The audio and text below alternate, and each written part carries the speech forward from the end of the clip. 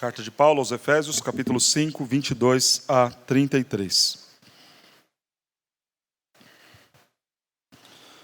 Nos diz assim a palavra do Senhor. As mulheres sejam submissas ao seu próprio marido, como ao Senhor.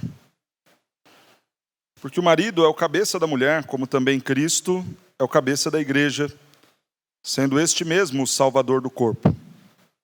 Como, porém, a igreja está sujeita a Cristo, assim também as mulheres estejam em tudo submissas ao seu marido. Maridos, amai vossa mulher, como também Cristo amou a igreja e a si mesmo se entregou por ela, para que a santificasse, tendo-a purificado por meio da lavagem de água pela palavra, para a apresentar a si mesmo gloriosa, sem mácula, nem ruga, nem coisa semelhante, porém santa e sem defeito. Assim também os maridos devem amar a sua mulher, como ao próprio corpo. Quem ama a esposa, a si mesmo se ama, porque ninguém jamais odiou a própria carne, antes a alimenta e dela cuida, como também Cristo o faz com a igreja, porque somos membros do seu corpo. Eis porque deixará o homem a seu pai e sua mãe, e se unirá à sua mulher, e se tornarão os dois uma só carne. Grande é este mistério, mas eu me refiro a Cristo e à igreja. Não obstante, vós, cada um de per si, também ame a própria esposa como a si mesmo, e a esposa respeite ao seu marido. Oremos mais uma vez. Senhor nosso Deus, nós nos alegramos por poder, neste momento, ouvir a Tua palavra, ouvir o Senhor falando conosco. Nós falaremos de algo tão necessário para as nossas vidas, porque a maioria dos que nos ouvem neste momento vivem a vida conjugal, e é algo que faz parte do nosso dia a dia, que interfere diretamente nas nossas emoções, no nosso bem-estar, e em tantas outras áreas da nossa vida. Portanto, ó Deus, diante da seriedade, importância, necessidade que temos de ouvir deste assunto, pedimos, fala conosco, Senhor. Encha-nos com Teu Santo Espírito para compreendermos aquilo que diz a Tua palavra e aprendermos como viver melhor a nossa vida conjugal. Desde já, ó Deus, peço ao Senhor, toque no coração das esposas que aqui estão e daquelas que estão nos ouvindo pela internet, para que elas aprendam da submissão. Toca também no coração dos homens, dos maridos que nos ouvem, ó Deus, para que estes aprendam a amar as suas esposas, seguindo o exemplo do próprio Senhor Jesus Cristo em relação à igreja.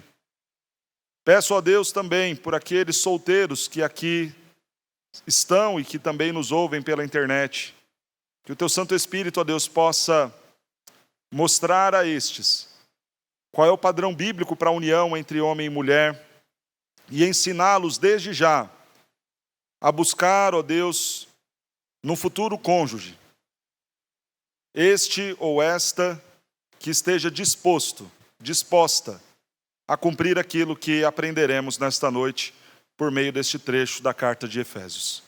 Fala conosco, é o que nós pedimos em nome de Cristo Jesus. Amém. Nós somos desafiados a cuidar do nosso casamento. Paulo escreve aqui à igreja de Éfeso, e nós temos feito a exposição desde o capítulo 1, nos capítulos 1, 2 e 3, e até metade do capítulo 4, Paulo vai dar grande ênfase a esta ideia de que somos um. Somos um povo, temos um pai, pertencemos a uma família. A ideia de que dentro desta família deve haver união. Dentro desta família há muitos privilégios, porque somos tratados pelo Senhor nosso Deus como bons filhos, ainda que sejamos pecadores. E a partir do verso 17 do capítulo 4, que nós já vimos aqui anteriormente, Paulo começa a nos desafiar a viver em santidade. Porque a vida em família não tem apenas privilégios, tem também obrigações, deveres, que aqueles que fazem parte da família devem responder positivamente a estes também. Nós vimos então no primeiro momento, falando sobre santificação, que nós devemos romper com o passado. Depois nós fomos desafiados, nesta vida em santidade, a cuidar da nossa forma de pensar, de agir, de falar, de expressar nossas emoções. Por fim, na semana passada, fomos desafiados em relação à santificação para sermos cheios do Espírito Santo, dizendo que não há a menor possibilidade de nós atendermos a este desafio da santificação, se nós não estivermos revestidos do poder do Espírito. Aprendemos que a única forma do crente lutar contra o pecado e vencer é se ele estiver cheio do Espírito Santo e se for o próprio Espírito Santo a conduzir a sua vida. Um verso muito enfático falando disso é o verso 18 do capítulo 5, quando diz: não embriagueis com vinho, mas enchei-vos do Espírito. No vinho há dissolução. No vinho há a falta de entendimento, a falta de domínio, a falta de controle. E o homem sem o Espírito do Senhor é assim. Não tem domínio das suas atitudes, não tem domínio dos seus pensamentos, não tem domínio para ter uma vida santa. Por isso Paulo fala: não andem assim, não vivam assim, tal qual aquele que está embriagado, mas sejam vocês revestidos do Espírito Santo, para que o Espírito Santo dê a vocês controle, domínio, condições de vencer o pecado e agradar a Deus. Este é o desafio para viver em santidade. Do verso 19 até o verso 21 do capítulo 5, Paulo vai nos falar então sobre o que fazer para ser cheio do Espírito Santo. Encontre um grupo de irmãos, crentes em Cristo Jesus, onde vocês falarão entre vós com salmos, hinos, cânticos espirituais. Adore ao Senhor, louve a Ele com os hinos, com as canções, tenha sempre gratidão em seus lábios. E por fim, no verso 21, esteja disposto a se sujeitar ao seu próximo, a servir ao seu próximo. O que Paulo vai fazer a partir do verso 22 até o verso de número 9 do capítulo 6, é justamente mostrar como se dá esta vida em sujeição ao nosso próximo. Então veja,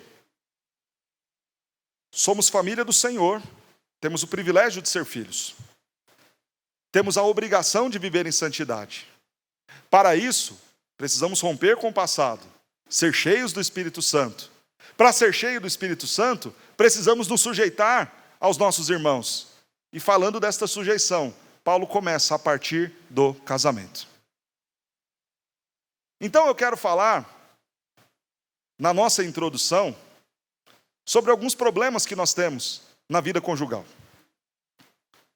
E o primeiro grande problema, e este aqui, uma chamada de atenção para nós, povo evangélico, é esse dualismo entre vida cheia do Espírito Santo e a boa vida conjugal. Há aqueles que acreditam que é possivelmente normal e comum você ter uma postura na igreja de homem ou mulher muito santo, muito santa, cheio do Espírito, manifestando todos os dons espirituais possíveis, mas chegando em casa e vivendo uma vida miserável. Alguns que levam isso como algo normal. Erguer as mãos e adorar a Deus aqui na igreja e erguer esta mesma mão para agredir sua esposa. Há um apelo das mulheres para que seja denunciado maridos cristãos agressores. E é triste saber que, infelizmente, esta é uma realidade. É inadmissível nós associarmos uma vida de servo ou serva do Senhor, temente a Deus, cheio do Espírito Santo, que vive mau casamento. Não dá para nós termos uma vida que evidencia estarmos cheios do Espírito Santo dentro da igreja e uma vida completamente ímpia dentro dos nossos lares. Porque a igreja, irmãos, é uma extensão daquilo que nós vivemos em casa. Significa que se algo está descompassado nisso, talvez dentro da igreja você esteja vivendo apenas uma grande falsidade. Cuidemos então desse dualismo. Você vai ser um grande servo de Deus, se você for primeiro um grande marido. Você vai ser uma grande serva do Senhor, se você primeiro for uma grande esposa. Nós teremos uma igreja abençoada, irmãos, se nós tivermos casamentos sólidos. Se nós tivermos maridos e mulheres que se amam, que se respeitam, que cuidam um do outro, que seguem a Sagrada Escritura, que estão dispostos a cumprir aquilo que a Bíblia diz, servir e sujeitar-se dentro do relacionamento conjugal. Essa bênção que chegará em nossos lares será refletida na igreja, como grupo maior, será refletida na sociedade.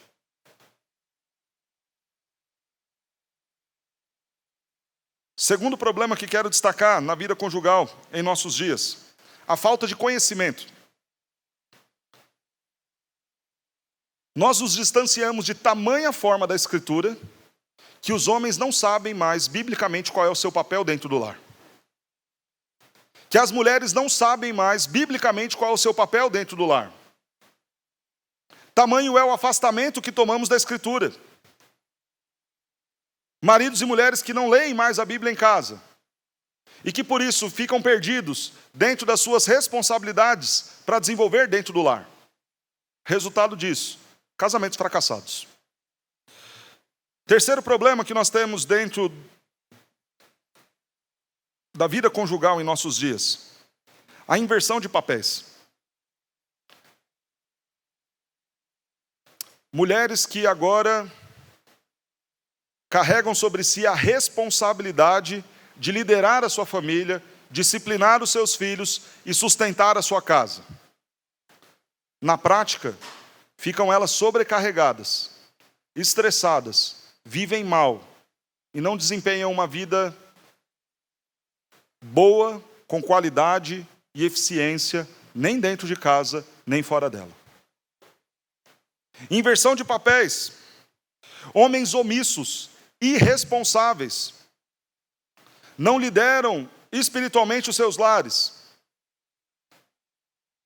irresponsáveis em relação ao sustento da sua casa, irresponsáveis em relação à disciplina dos seus filhos, irresponsáveis em relação a cuidar e zelar da educação dos seus.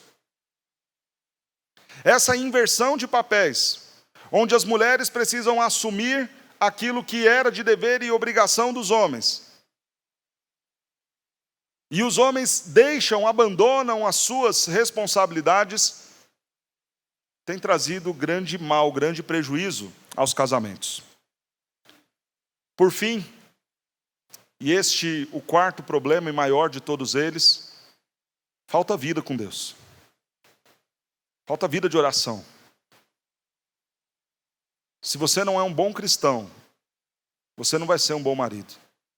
Se você não é um bom marido, você não vai ser um bom cristão. O mesmo as nossas irmãs. Nós precisamos urgentemente, por amor que temos às nossas famílias, voltar à Escritura, dobrar os nossos joelhos, orar muito mais, ler muito mais da palavra, para ter um casamento mais feliz e mais abençoado. O que vai salvar seu casamento não é um jantar bonito na sexta-feira à noite. Para as mulheres que amam o romantismo. O que vai salvar seu casamento, homem, não é uma vida de relação sexual 3, 4 vezes na semana. Para aqueles que entendem o casamento apenas como um ato sexual. O que vai salvar o nosso casamento é marido e mulher curvarem-se diante de Deus, submeterem-se à Escritura, serem cheios do Espírito Santo e diante disso, terem suas vidas transformadas, seu caráter transformado, suas palavras transformadas, suas ações transformadas. Isso vai impactar e vai transformar os nossos lares. Casamento não é fácil para ninguém. Em nenhum país, em nenhum cenário, em nenhuma igreja. Aqueles que nos ouvem neste momento, que vivem a vida conjugal, sabem dos desafios, sabem das lutas. E muita atenção para este problema que enfrentamos. Se nós não tivermos vida com Deus, nosso casamento não vai melhorar. Então, se talvez hoje a situação do seu casamento não seja das melhores, Se talvez ao começar a ouvir este sermão, você tenha orado já pelo seu casamento, pelo seu marido, pela sua esposa, aceite este desafio de cuidar da sua família, de cuidar do seu casamento, e comece repensando a sua vida devocional, a sua vida de culto dentro do lar. Isto é fundamental para que nós possamos entender aquilo que iremos ouvir daqui para frente. Hoje, então, irmãos, nós seremos desafiados a cuidar do nosso casamento. E a divisão natural do texto: o desafio às mulheres, o desafio aos maridos. Vejamos então. Primeiramente, Paulo desafia vocês, irmãs, a viverem a submissão. E é interessante que, com certeza, a palavra desafio aqui encaixa muito bem. Nós vivemos em uma realidade extremamente feminista. Discursos feministas por todos os lados. E algumas mulheres dizendo assim: ensine os seus filhos homens a serem feministas. Nós vivemos uma sociedade em que o papel da mulher tem sido deturpado. Onde, numa busca por uma condição melhor para as mulheres, de maior felicidade e liberdade para as mulheres, o que temos conseguido são mulheres tristes, fracassadas, desesperadas, angustiadas. E isso não é apenas um problema ideológico, é um problema de distanciamento da Escritura. É um grande desafio falar de submissão. Porque talvez para aquelas influenciadas pelo feminismo, já devem estar neste momento arrepiadas de ouvir falar deste tema. Talvez pelo entendimento errado dos homens sobre esta palavra e, consequentemente, do restante da sociedade também. Qual é a ideia de submissão? Paulo vai nos dizer no verso 22, as mulheres sejam submissas ao seu próprio marido. Submissão, primeiro, não é inferioridade. Abra sua Bíblia na primeira carta de Pedro, capítulo de número 3. 1 Pedro, capítulo 3, versículo de número 7. Diz assim o texto: maridos, vós igualmente vivei a vida comum do lar, com discernimento, e tendo consideração para com a vossa mulher, como parte mais frágil. Tratai-a, atenção, com dignidade, porque sois juntamente herdeiros de uma graça diferente? Não, da mesma graça de vida, para que não se interrompam as vossas orações. Veja que nós somos igualmente herdeiros, igualmente participantes da graça com o Senhor. Então, na vida conjugal não há uma relação de superioridade e inferioridade. Falar de submissão não é colocar a mulher em condição inferior ao homem. Isso não é bíblico. Se isto tem sido feito pela sociedade, e aí nós temos que abordar o problema do machismo, e falaremos disso mais adiante, e antecipo para falar que os dois extremos são antibíblicos e pecaminosos, tanto o feminismo quanto o machismo. Mas veja que a Escritura não coloca nenhum superior ao outro. Nem as mulheres são superiores aos homens, nem os homens são superiores às mulheres. Ambos são iguais, ambos são participantes da mesma graça, herdeiros das mesmas bênçãos e promessas do Senhor. Então não há condição de superioridade ou inferioridade. Isso não tem a ver com submissão. Isso tem a ver com funções, com tarefas. E eu sempre gosto de ilustrar isso com a ideia de engrenagens. Quando nós olhamos um conjunto, um maquinário cheio de muitas engrenagens, qual engrenagem é a mais importante? Qual é a superior no desenvolvimento do maquinário? Nenhuma, todas são importantes. Uma pequena engrenagem que você tira de uma grande máquina vai fazer com que absolutamente tudo pare. Então o texto em nenhum momento está falando de condição superior dos homens, inferior das mulheres. Porque isso não tem a ver com submissão. Submissão são tarefas diferentes. Nos ajuda a entender o sentido do que Deus deseja para vocês, irmãs, ao analisarmos a própria palavra. Submissão significa a mulher ser auxiliadora na missão do marido. Veja que não há uma questão de importância, mas de funções diferentes. O marido tem uma grande função, da qual falaremos mais adiante, uma grande missão. E qual é a grande missão da esposa? Ajudar o seu marido a cumprir a missão dele. Esta foi a forma que nós vemos originalmente com o primeiro casal da Escritura. Adão recebeu do Senhor ordens para cuidar do jardim.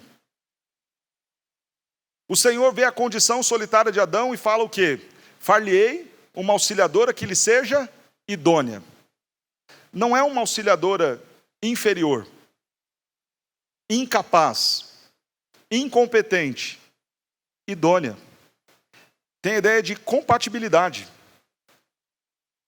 Tem a ideia de alguém que consiga participar com ele da missão, ajudá-lo na missão que Deus havia dado para ele de cuidar de toda a criação. Submissão é a esposa auxiliar o marido, como esposa auxiliadora, no cumprimento da missão que este tem. Significa, irmãos, na prática, que em alguns momentos, sim, a esposa fará algumas tarefas que são da competência principal do marido, no ato de ajudá-lo. É natural que neste ato de auxiliar o esposo na missão dele, a esposa fazer algumas coisas, mas ela não pode abraçar para si esta responsabilidade e ter esta missão como obrigação, o fazer a missão do marido. 3 coisas sobre o que é a submissão de acordo com o texto. Verso 22 vai nos dizer que submissão tem a ver com relacionamento com Deus. As mulheres sejam submissas ao seu próprio marido. Monogamia, não há espaço aqui para vários maridos, é o seu marido, é a ele que você responde, é a ele que você se submete. E isso tem a ver com a sua relação com o Senhor. Sejam submissas como ao próprio Senhor nosso Deus. Submissão tem a ver com relacionamento com Deus. Se você, mulher, não é submissa ao seu esposo, você cai naquele problema do dualismo que nós falávamos anteriormente. Significa que o seu relacionamento com Deus está comprometido. Se há submissão ao nosso Deus, haverá também submissão e sujeição ao esposo. E isso faz parte de um processo do meio para nós sermos cheios do Espírito Santo. O que é submissão? Submissão é liberdade. Porque o marido é o cabeça da mulher, como também Cristo é o cabeça da igreja, sendo ele mesmo o salvador do corpo. Quando nós olhamos a ilustração colocada aqui, compara a condição de submissão nossa em relação a Cristo. Cristo veio para nos aprisionar. Cristo veio para nos subjugar. Cristo veio para nos colocar em liberdade. Submissão bíblica tem a ver com liberdade. Tem a ver com fazer livremente o papel do qual Deus te convida a exercer dentro do seu lar. E há prazer no justo em cumprir a lei do Senhor. O que o texto está querendo nos dizer, nesta analogia com Cristo, é que da mesma maneira que em Cristo nós somos livres, que em Cristo nós estamos libertos das muitas amarras do pecado e podemos viver para a glória do Pai, da mesma forma no casamento, quando a esposa escolhe a submissão, ela escolhe viver o melhor de Deus para a sua vida. Significa que, talvez ao invés de você ficar brigando para ter mais direitos, para ter mais espaço no seu casamento, na ideia ou na falsa ideia de que isso vai te trazer algum tipo de liberdade e felicidade, o melhor da felicidade do Senhor para você é você auxiliar o seu marido na missão dele.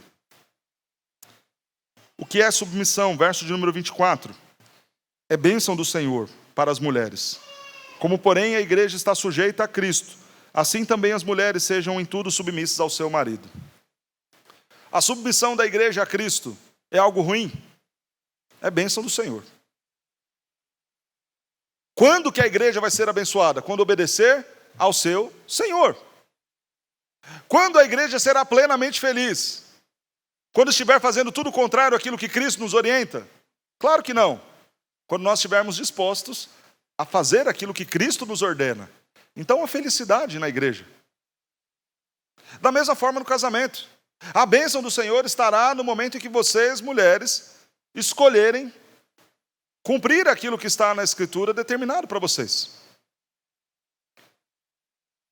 Submissão não é uma condição inferior das mulheres, não é escravidão no casamento.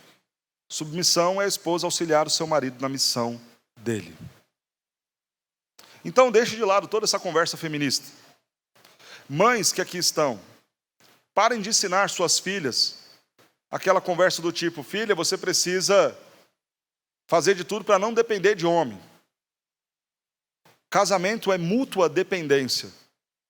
A mulher depende do marido, o marido depende da mulher. Por isso os dois tornam-se uma só carne. Na ideia e no conceito de uma só carne, o braço depende da perna, que depende da cabeça, que depende dos olhos, que depende das mãos, porque nós somos um. Mas agora eu quero falar do desafio aos maridos. E eu sempre digo, ao aconselhar os casais, e o estudo desse texto de Efésios faz parte do curso para quem quer casar, para os noivos, que se o marido entender bem a missão dele e cumprir bem a sua missão, a esposa terá pleno prazer em cumprir a missão dela. A chave, irmãos, homens que aqui estão, para que a sua esposa seja submissa, é você exercer bem a sua missão.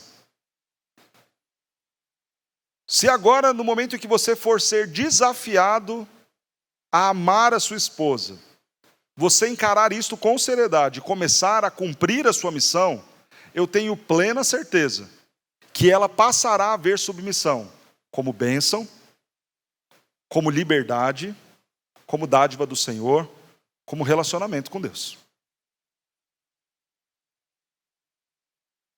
Então, boa parte agora do peso do nosso sermão estará sobre nós, os homens.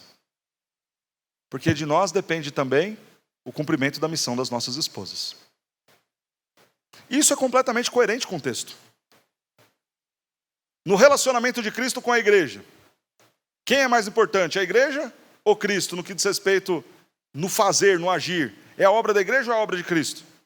A obra de Cristo. Como nós, maridos, somos comparados? A figura do próprio Cristo. O peso é muito maior, a responsabilidade é muito maior. Por isso, se nós cumprirmos bem a nossa missão, ajudaremos e muito as nossas esposas a serem submissas. Maridos, amai vossa mulher,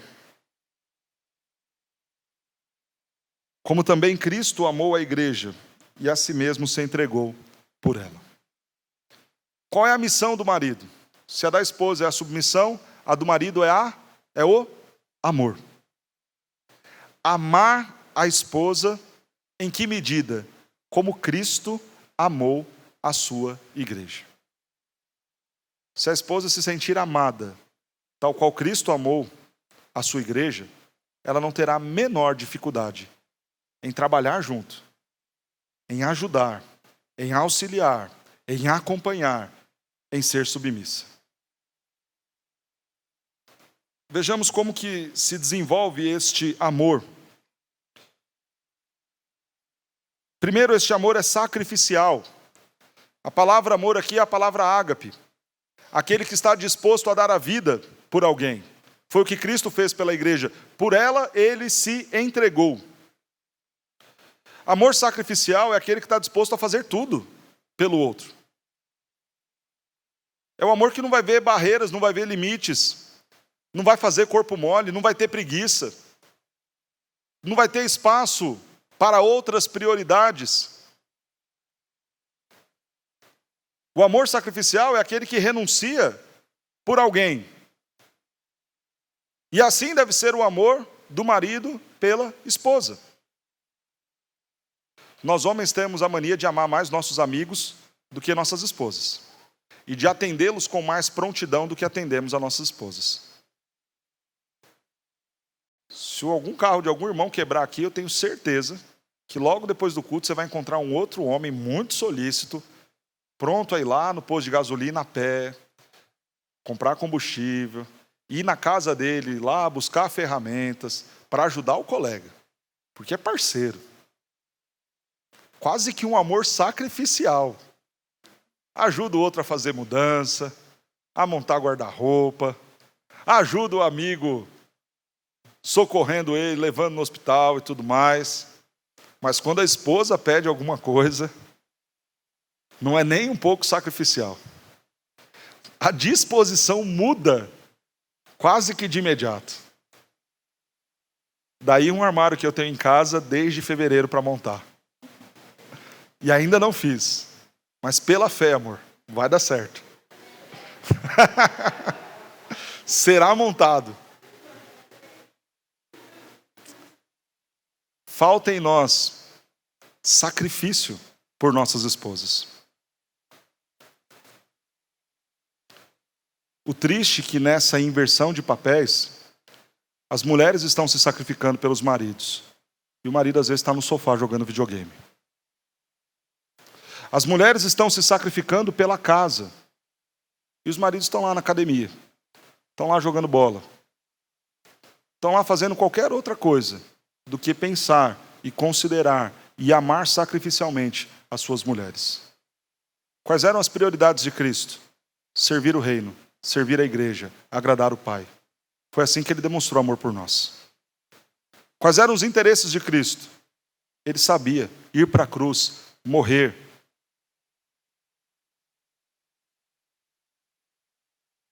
Quando Pedro chega para Jesus e fala, Jesus, não vai lá não vai para Jerusalém não, fica aqui, você vai morrer. O que Jesus fala? Arreda-te, Satanás. Ele sabe a missão dele. Ele sabe que precisava ir para a cruz para amar a sua noiva e colocar a sua noiva em estado de dignidade diante do Pai. E nós, maridos, como tem sido o nosso amor por nossas esposas? Há sacrifício, há disposição, há prioridade, há intenção sincera em servir nossas mulheres? Se isso for verdadeiro, elas vão querer ser submissas a nós. Para que a santificasse, tendo-a purificado por meio da lavagem de água pela palavra, para apresentar a si mesmo igreja gloriosa, sem mácula, nem ruga, nem coisa semelhante, porém santa e sem defeito. Este amor deve ser sacrificial. E é um amor também ligado à edificação da nossa esposa. O marido que ama, trabalha pela edificação da sua esposa. Por que Cristo morreu na cruz por nós, a sua igreja? Para nos santificar. Por meio da palavra, nos tornar aceitos diante do Pai. Maridos, nós precisamos nos preocupar com a edificação das nossas esposas, com a vida espiritual das nossas esposas. Só que você só alimenta e edifica alguém quando você já está alimentado e edificado. Então nós, homens, precisamos começar a ler mais a Bíblia. Conhecer mais da Escritura. A liderança espiritual do lar compete ao marido. É missão dos homens que aqui estão. A semelhança do amor de Cristo, que foi sacrificial, este amor também visou a edificação da igreja, para santificar, para purificar. E tudo isso por meio da palavra, da Escritura. Não são suas lições de moral. Não é o seu exemplo, o que você acha. É aquilo que a palavra diz. Qualquer marido que por meio da palavra orientar a sua esposa, a esposa não estará sendo submissa só a ele, estará sendo submissa também à Escritura. E que esposa não terá prazer em ser submissa? O problema é que nós fugimos também desta responsabilidade. É triste ver as esposas tendo que cutucar o marido e chamar ele para vir para a igreja. E falar, amor, vamos, vai se arrumar. Acorda, hoje tem escola dominical. É triste nós não termos mais em nossos lares o culto feito entre a esposa e os filhos, dirigido pelos maridos. É triste dentro das igrejas as mulheres precisarem assumir o posto de liderança da igreja, porque não há homens aptos, às vezes até mesmo para o ensino, porque não leem a palavra, não se aplicam ao estudo. Louvamos a Deus porque este não é um caso em nossa igreja. A Igreja Presbiteriana do Brasil tem zelado para que os seus líderes, presbíteros, pastores, conduzam bem o ensino do rebanho. Mas, irmão, é inadmissível você, enquanto marido, não ler a Bíblia com a sua esposa, não orientar biblicamente a sua esposa, não tomar decisões a partir da Escritura em relação à educação dos seus filhos, em relação às decisões financeiras do seu lar, em relação às decisões profissionais da sua casa, da sua família. É por isso que a sua esposa não quer se submeter à sua liderança, não quer te ajudar na sua missão, porque ela não sente confiança em você, não vê rumo nenhum na sua conversa, não acredita naquilo que você está dizendo a ela. Mas no momento, irmãos, que nós apresentarmos prontamente para as nossas esposas a Escritura, tranquilamente elas se submeterão à própria palavra de Deus por meio das nossas vidas. É responsabilidade nossa, semelhança do que Cristo fez pela igreja, cuidar, ensinar e edificar as nossas mulheres. Os pecados dentro da sua casa são responsabilidade sua, marido.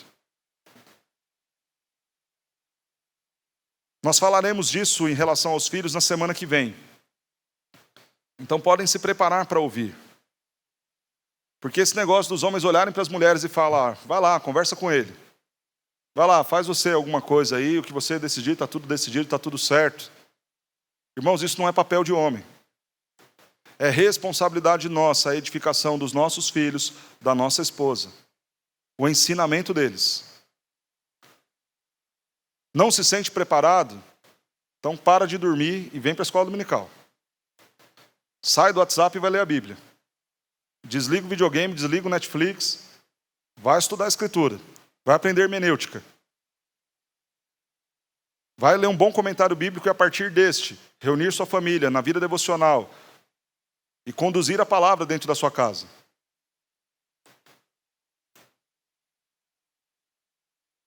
Quando você chegava nos dias dos puritanos, no século XVI, qualquer homem era muito apto a falar, liderar, pregar na igreja. Porque eles pregavam dentro dos seus lares. Não havia a menor dificuldade. E não há dificuldade para aquele que está lendo e estudando a Bíblia com a sua família. Se for chamado, ainda que de última hora, para conduzir e ensinar alguém em outro lugar. O que você vai ensinar amanhã se alguém te der uma oportunidade? Que a sua resposta seja, simples, pastor. Vou pegar o texto que eu estudei com a minha família na sexta-feira e ensino nesta oportunidade na segunda. Mas nós não somos assim. Porque nós, homens, temos fugido desta responsabilidade de amar as nossas esposas. Quem ama, ensina. Foi o que Cristo fez por nós. Este amor deve ser sacrificial. Este amor do marido pela esposa deve edificá-la. E o verso 28 nos diz, assim também os maridos devem amar a sua mulher como o próprio corpo. Quem ama a esposa, a si mesmo se ama. Porque ninguém jamais odiou a própria carne, antes a alimenta, dela cuida, como também Cristo faz com a igreja. Este amor, irmãos, tem a ver com a proteção. É responsabilidade do marido proteger a sua esposa, cuidar da sua esposa, zelar pela saúde da sua esposa. O que diz o texto? Ninguém odeia a sua própria carne. Ninguém maltrata a sua própria carne. É nossa responsabilidade proteger, cuidar, amar na prática as nossas esposas. Atenção para a palavra usada aqui, dela cuida. Cuidado aqui tem a ver com carinho, com afeto. O marido deve ser aquela proteção pronta, firme, mas também afetuosa. Isso tem a ver com o cuidado que nós daremos pelas nossas esposas. Não apenas o cuidado físico, então, mas o cuidado emocional. Eu zelo pela minha esposa, protegendo ela, cuidando da saúde dela, mas também cuidando do lado emocional dela, pensando muito bem no que eu vou falar, em como eu vou me portar para com ela. Porque a semelhança do que acabamos de ler na primeira carta de Pedro, ela é a parte frágil dentro do lar, que deve ser muito bem cuidada e tratada por mim.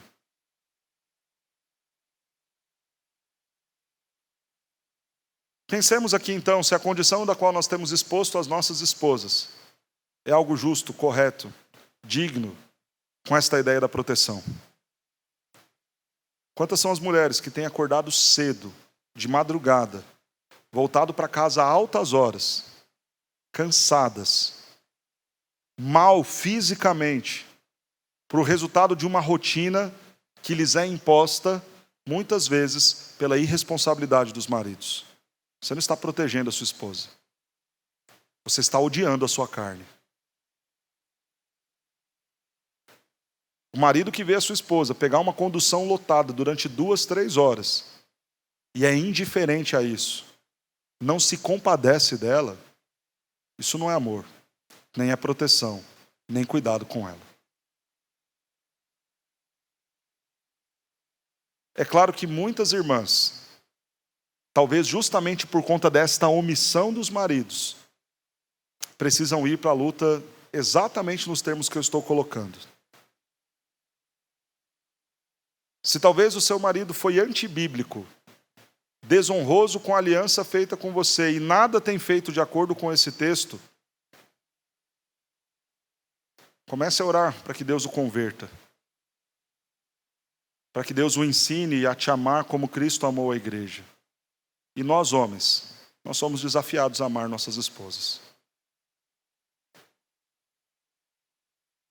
O machismo não é uma solução. Gritar com a esposa, bater na mesa, reivindicar direitos. O cuidado, o afeto, não tem nada a ver com isso. Não tem nada a ver com algum tipo de senso de superioridade. A gente ama se sacrificando por ela. A gente ama ensinando as nossas esposas. A gente ama protegendo, zelando tanto pela parte física das nossas esposas, como também pela parte emocional delas. Será que esse é o amor que nós temos devotado às nossas esposas? E o maior agravante aqui, irmãos, é que a medida para nós sabermos se isso está sendo feito ou não, é o próprio amor, sentimento e ação de Cristo Jesus. Será que nós estamos dispostos a fazer por elas aquilo que Cristo fez por nós? É a isso que nós estamos sendo desafiados nesta noite. Proteja a sua esposa. Ninguém pode falar mal da sua esposa. Ninguém pode ofender a sua esposa. As condições de segurança da sua esposa são de sua responsabilidade. O bem-estar físico da sua esposa é de sua responsabilidade. Cuide então para que ela, se de repente está te auxiliando no que diz respeito ao sustento da casa, cuide para que isso seja o mais confortável possível para ela. Cuide para que o carro que ela use seja muito melhor do que o seu. Seja muito melhor do que o seu. Para que a condição dela ao entrar e sair de casa, ao ir para o trabalho, ao vir para a igreja, esteja muito bem amparada pelo cuidado e pelo zelo seu. Levanta do sofá, acompanha sua esposa até o ponto de ônibus. Levanta do sofá, acompanha sua esposa na casa da sogra. Quando ela for visitar os amigos, as amigas, esteja ao lado dela, protegendo a sua esposa, demonstrando amor por ela. Se você amar a sua esposa ao ponto de protegê-la assim, não tenho a menor dúvida de que ela será submissa a você, sem dificuldade nenhuma. O texto coloca a ideia de que somos nós também os responsáveis pelo sustento das nossas esposas. Alimenta e dela cuida. Irmão, você é responsável por sustentar seu lar.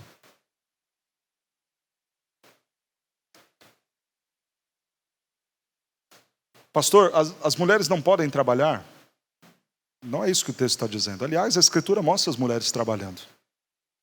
Quando nós lemos Provérbios 31, mulheres que vão, saem, negociam, compram, vendem, comercializam coisas, lideram negócios dentro do lar e fora dele, administram fazendas, assistem aos necessitados. Mulheres ativas. Qualquer ideia contrária a isso é machismo. Tão antibíblico quanto o feminismo. A Bíblia só diz que não é responsabilidade delas o sustento. Trabalho, elas podem trabalhar. Exercer com excelência as muitas competências dadas por Deus também para elas e as capacitações que Deus deu para elas, tranquilamente. Elas só não podem sair de casa pensando que sobre elas pesam a água, a luz, o arroz, o feijão, a roupa. Esse é o tipo de responsabilidade que o marido, que a esposa não precisa e não pode ter. Então as irmãs, trabalhem, produzam, glorifiquem a Deus com os dons e talentos que vocês têm. E não se preocupam com o sustento, não. Os homens que estão aqui estão sendo desafiados a manter o lar.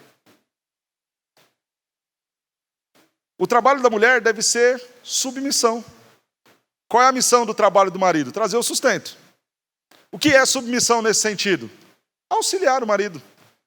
Amor, olha, está faltando R$20 para completar a conta e aí zerar o sustento do mês. Ok, amor, eu tenho. Toma aí. É só auxiliar. A responsabilidade é nossa, maridos. Ah, pastor, mas sustentar tudo que a minha esposa quer é difícil. Então ajudem a gente, esposas. Nos auxiliem. Gastando conscientemente.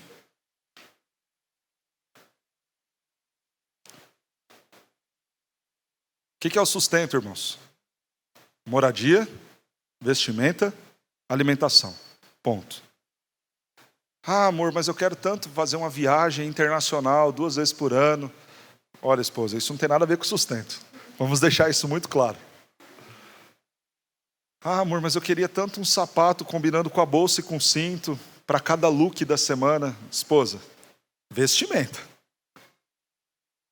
Todo Fashion Week é fora disso. É extra, é plus. Aí é contigo.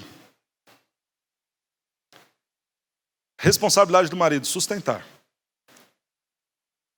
Você, homem que me ouve, deve buscar uma condição mínima de salário, de recurso, de ganho, que garanta moradia, que garanta vestimenta e a alimentação da sua casa. Isso tem que estar nas contas do seu salário, do seu ganho. Ah, pastor, mas a situação está muito difícil. Vai estudar, vai se capacitar. Aumente então o seu currículo. Eu já disse isso em outras ocasiões aqui na igreja. Tem muito homem acomodado hoje em dia. Faz um curso de qualquer coisa, lá com seus 20 e poucos anos, e acha que já fez tudo. Não, pastor, mas eu já estudei, já fiz faculdade. Se só a faculdade não está te garantindo um emprego que garanta alimentação, vestimenta e moradia, então vai se capacitar mais. Se habilitar mais. E aí alguns dizem o seguinte, pastor, mas é que a minha área está difícil. Irmãos, o homem não tem área não. O homem tem responsabilidade de sustentar a casa. Quando dá para conciliar a nossa área de atuação com o sustento, ótimo. Quando não dá, você vai trabalhar de outra coisa. Não se acomoda nesse negócio que não é na minha área. A área do homem é a área de pegar, encontrar recursos para a sua família. Essa é a área nossa. Conciliado isso aos nossos dons, talentos, formação, ótimo, que bênção, louvado seja Deus. Se a sua profissão está em baixa, não tem sido meio possível para isso, nós entendemos, é completamente natural, o mercado é difícil. Inventa outra coisa para fazer. Irmãos, no passado, qualquer homem que honrava o compromisso que tinha com a sua esposa, não fazia corpo mole, não. Tentava na roça, não deu na roça. Tentava no comércio, não deu no comércio. Ia para a feira, não deu na feira. Ia para a reciclagem, não deu na reciclagem. Ia fazer alguma outra coisa. Mas homem de verdade não ficava parado, não. Não está achando nada lá pelo Cato, por outros sites lá de emprego? Vai procurar outra coisa. Aluga uma roçadeira lá na casa do construtor. Vai nesses terrenos tudo aqui oferecendo. Falando, ó, eu roço aqui, me dá R$100 aí. R$100 eu levo para casa, garanto a vestimenta, garanto o alimento e garanto a moradia. Irmãos, nossas esposas precisam ter confiança na gente assim. Confio no meu marido. Ainda que ele perca o emprego, ainda que fique difícil a coisa para ele, eu sei que ele vai dar um jeito. Vai vender latinha, vai fazer hot dog, vai fazer bolo, vai varrer a rua para as pessoas, vai aprender a limpar a piscina, vai fazer um outro curso, outra faculdade, mas alguma coisa eu sei que ele vai fazer, porque ele é homem, ele é responsável. A nós cumpre e cabe esta obrigação. É a gente que tem que cuidar e alimentar nossas esposas. Se você precisar ter 3 empregos para isso, faça. 3 formações, 10 faculdades, vai estudando, vai se capacitando, vai aprendendo a fazer coisa nova. Homem nenhum pode se dar o luxo de saber fazer apenas uma coisa só. Você tem que ter umas 3, 4 profissões que você esteja habilitado para cumprir e fazer. Não dei certo aqui, vou para outro canto, não dei certo aqui, vou para outro. Claro, a gente sabe, Deus te capacitou para fazer com excelência talvez uma dessas 4, 5 coisas.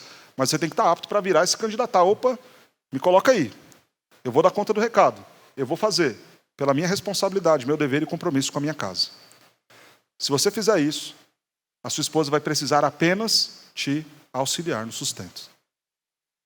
E ela vai estar muito tranquila de saber que não pesa sobre ela a obrigação da comida do filho, da vestimenta dela e da moradia da casa onde vocês estão.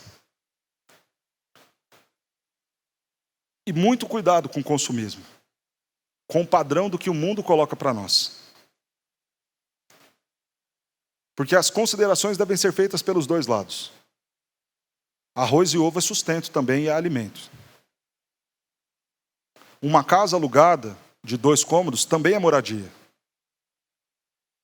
Uma roupa do bazar também é vestimenta. Se é isso que o seu marido, se dedicando, esforçadamente tem conquistado e tem conseguido, valorize ele também. E glorifique a Deus pela dificuldade que vocês estão passando, mas aprenda a viver contente em toda e qualquer situação. Porque exigir filé mignon na mesa todo dia, um apartamento de alto padrão em um grande bairro, roupa de todas de marcas e novas, sendo trocadas a cada 6 meses, olhar para o marido e falar, você tem que fazer isso, também é difícil. Então nós precisamos aprender, irmãos, a viver com pouco. Justamente para que na hora de fazer as funções, nós conseguirmos com excelência cada um fazer a sua parte. Se o marido for uma engrenagem que funciona bem, e a esposa também, o lar vai ser muito feliz. Eis porque então deixará o homem a seu pai e sua mãe, se unirá à sua mulher, e se tornarão os 2 uma só carne. Porque o marido entendeu a sua responsabilidade, a esposa entendeu a dela. Eles podem deixar os pais e viver agora a vida a 2. Não obstante, cada um de per si também ame a própria esposa, como a si mesmo. E a esposa, respeite o seu marido. Irmãos, nós fomos desafiados aqui a cuidar melhor do nosso casamento. De forma muito prática, porque esta é a proposta de Efésios. As responsabilidades nossas, dos maridos, das irmãs. Sejam vocês, mulheres, grandes auxiliadoras. A missão do marido não é uma missão fácil. Não é todo dia que ele vai estar afim, disposto a ir lá, pegar a Bíblia, ler com você. Então, talvez de vez em quando, você tenha que tomar a iniciativa e falar: amor, eu sei. Talvez um dia difícil no trabalho, talvez uma enfermidade. Deixa comigo. Semana que vem você volta. É com você de novo. É isso que é submissão. É olhar a dificuldade e ver o esforço do seu marido e falar: não, ele está tentando, ele está se empenhando, mas está difícil, o mercado está complicado. Então eu vou ajudá-lo. É isso que é submissão. É olhar a situação do empenho em proteger, em cuidar, e você cooperar também. Se ele tem que me tratar afetuosamente, eu vou cooperar e ser acessível para que este carinho exista, da minha parte para com ele, dele para comigo. É assim que vocês serão mulheres auxiliadoras.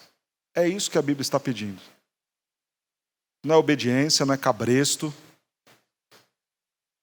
não é sentimento de inferioridade, não é autoritarismo dos homens.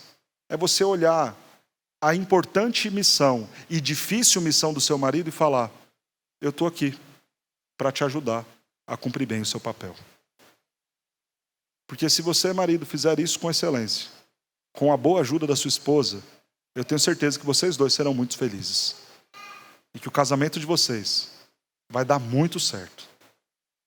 Vamos assumir, cada um de nós, a nossa responsabilidade e zelar para que Deus nos use para benefício do nosso cônjuge.